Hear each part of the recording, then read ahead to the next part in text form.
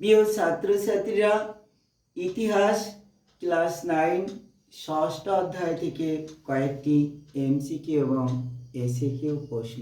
এই প্রশ্নগুলো তোমরা খুব ভালো করে পড়বে। এর ভিত্তি থেকে অন্তত দুটি প্রশ্ন পেতে পারো।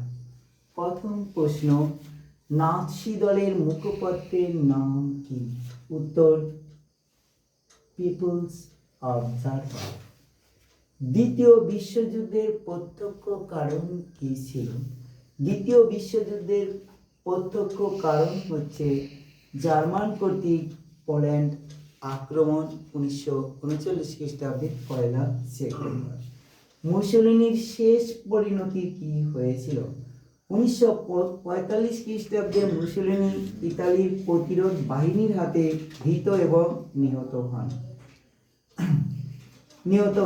কবে জাপান আমেরিকার নৌঘাঁটি পার্ল হারবার বন্দরে বোমা বর্ষণ করে?